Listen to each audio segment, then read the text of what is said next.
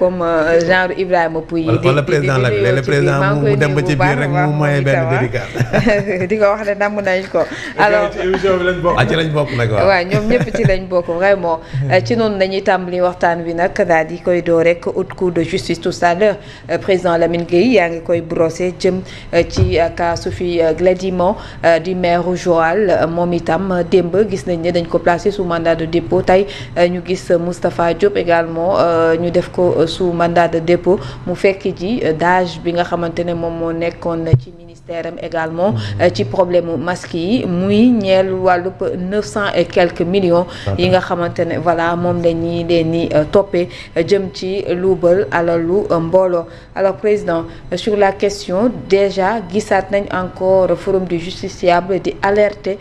ci double degré bu juridiction bi nga xamante ne tey jii moom moo fas yéene àtte ancien ministre yi te itam di leen déglu. waaw Fatima déjà li ma wax sànq rek xam nga kaso moom doo ko yéene kenn te période bi ñu dëgmal nga xam ne 5 ministres yi sax mën nañ ne depuis ñu déclenché procédure bi mais amuñu jàmm seeni famille amuñu jàmm parce que yow mi nga xam ne sax peut-être xamoo leen jegewuñ la. maanaam voilà situation bi da lay préoccupé sàkkantumaak nag ñoom personnellement ñu xam peut-être li ñu mën a encourir mais également seeni soxna seeni doom seeni proches d'autant plus que pour la plupart c'est des responsables politiques yu mag yoo xam ne seeni gox Moustapha Diop c'est le maire de Louga Gladima c'est moom mooy maire Joal donc ay borom yi mbooloo lañ borom yi nit lañ donc tu peux imaginer depuis ñu déclencher procédure bi peut-être ci état d'esprit bi nga xam ne ñoom ci la ñu nekk ak seeni ñoñ ba mu teer tey nag peut-être pour Moussa Diop ñu def ko mandat de dépôt il a essayé de cautionner parce que moom il paraît que il a mis sur la table 930 millions mais malheureusement voilà. dafa mel ni le juge a refusé caution au bout de 900 et quelques millions. C'est ça parce que je suivais un de ses proches là xam naa il l'avait accompagné. C'est pas 2,5 milliards. Oui, mais il paraît que après c'est retombé à 930 millions. 930. Il a donné cet argent-là. Il est venu avec l'argent. Mais malheureusement, on l'a pas laissé, on l'a placé sous mandat de dépôt. Même les avocats dañ noonu lañ ko renvoyé, mais je pense que gars yi dañuy bañ dañ koy retenir. Maintenant et puis il faut ñu def ndànk parce que est-ce que war nañu utiliser terme luubal parce que am na ñoo xam ne peut-être dañu respecté wul ay procédures parce que montant yi ñuy cumuler dañuy xool ndax parce que rapport bi aussi encore une fois tuddul ay ministres. Non. Dans les différents rapports les noms des ministres n'y figurent pas. Effectivement. Parce que rapport bi aussi il faut rappeler que régime mu Macky Sall ñoo ko maanaam ci lañ ko produire. Oui. Enquête bi peut-être moo dem ba. Voilà sur la demande du président. Maintenant ñii bi ñu ñëwee ils n'ont fait que peut-être transmettre les rapports avec maintenant peut-être insister. mais président sur ce point même pas transmettre parce que mbir yi depuis 2022. commencé woon nañ leen merci beaucoup di leen woolu di leen voilà. tu as parfaitement raison. Oui. Tu as parfaitement raison. Donc c'est en fait. maanaam dañ ko tàngalaat rek xëy na gën ko tegaat ci taal bi quoi dañ ko baral waaw gën ko baral xam nga mais il faut ñu def ñun journalistes yi il faut ñu def ndànk ci termes yi ñuy utiliser parce que bu ñu nee luubal c'est comme si xaalis bu ñu sàcc la randal ko mais ñëpp xam nañ ne rapport yi yenn saa yi li ñuy épingler c'est parce que peut-être du dëppaloog procédure voilà procédure yi ñu war a topp pour décaisser de l'argent wala pour dépenser de l'argent léegi bu demee noonu nag somme yooyu la ñuy cumuler maanaam teg ko sa ndodd mais ça ne veut pas dire que c'est des sommes dérobées pour Moustapha Diop par exemple il a fait des décaissements yoo xam ne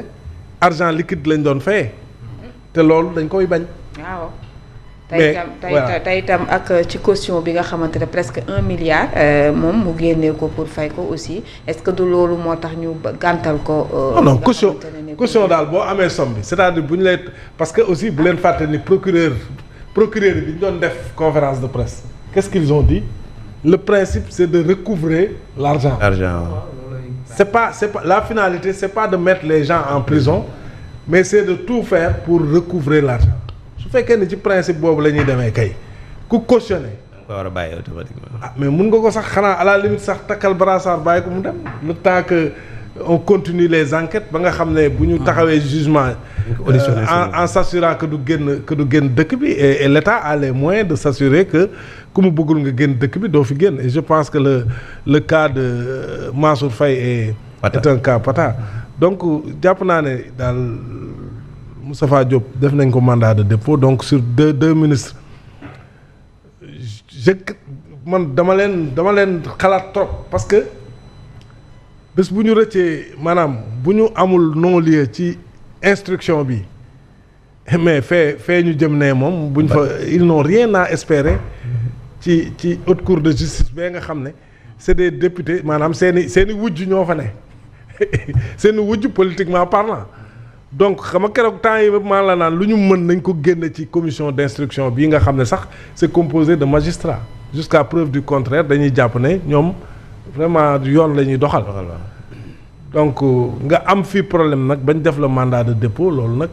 je pense que tu risques gros hein tu risques très très gros parce que boo génnee étape bi te amoo non-lieu ça veut dire que tu es condamné hein avant même ngay yegg fële parce que fële c'est 8 personnes dont 7 députés yoo xam ne ils sont du pouvoir donc lépp lu ñu mën ñoom ils n'ont qu'à avec leurs avocats faire tout lépp lu ñu mën ñu def ko ci commission d'instruction bi bu fekkee ni bëgg nañ ñu innocenter leen sinon bu ñu amul non-lieu foofu moom ils seront condamnés ça c'est sûr. Alors la question peut-être que bu ñenn ñi di xaw a posé wu mooy comment un simple ministre peut quand même cautionner presque 1 milliard génne ko ci li nga xamante ne moom moo jëm ci liñ leen di toppee. waaw bon le fait que mu cautionner xaalis boobu moo la jaaxal daal mu génnee 1 milliard. bon xam nga en fait la loi man dama si doon gëstuwaat tuuti par rapport ak cautionnement beeg yu ñu si doon wax xam nga dañ ne c'est l'article 140 code de procédure pénale ak article 152 ak article 155 bu code pénal léegi bon comme cautionnement bi ngay wax tey jii topp nañ la permettre nañ la nga indi cautionnement te comme nu mu ko waxee doyen comme que bon le fait que ñu yóbbu la en prison ça doit être une exception jàpp naa ni boo cautionné war nañ la war a bàyyi mais quand même boo gëstuwee au fond da ngay xam ni le juge en fait il n'est pas tenu quand même de te libérer moom mooy xool si appréciation moom mooy xool tey est-ce que bu la mayee bàyyam négandiku est-ce que amul risque de fuite d'abord loolu c'est parce que boo xoolee si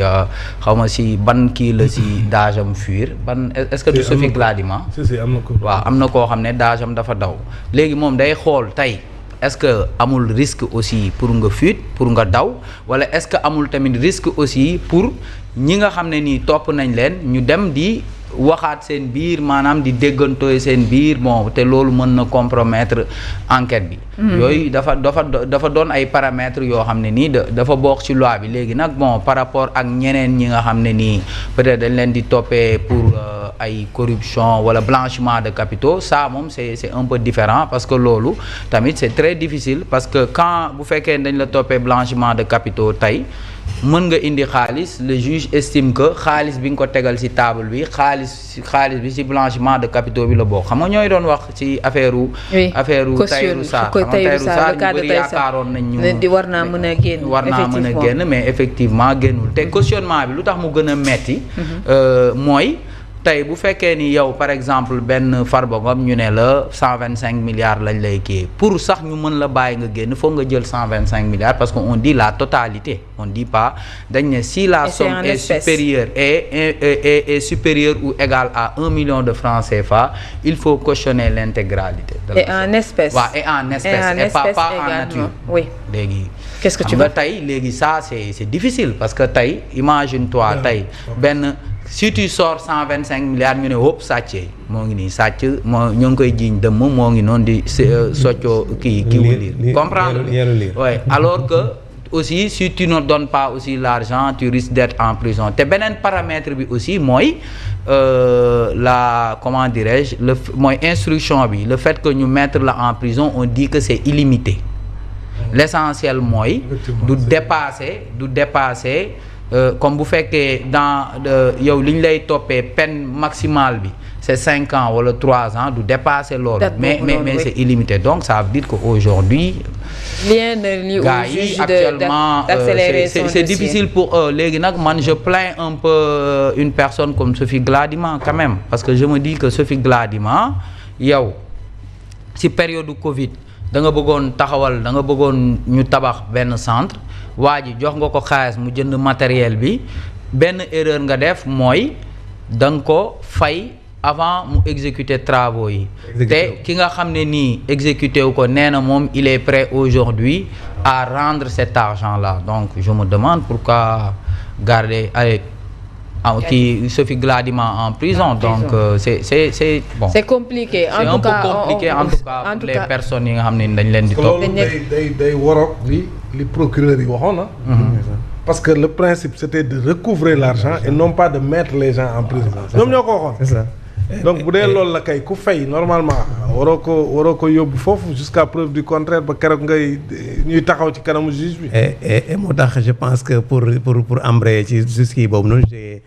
dégg nañ un de ses avocats bi nga xamante ne mooy maître Babou Cissé wax na ko nee na boo xoolee affaire bi dafa mel ni politique moo commencé jël le dessus ci li nga xamante ne mooy ci dossier bi Fatima parce que ki nga xam déjà sax tey bi ñuy ñëwee déjà on a vu que ni ki nga xamante ni mooy déjà bu ñuy yegg si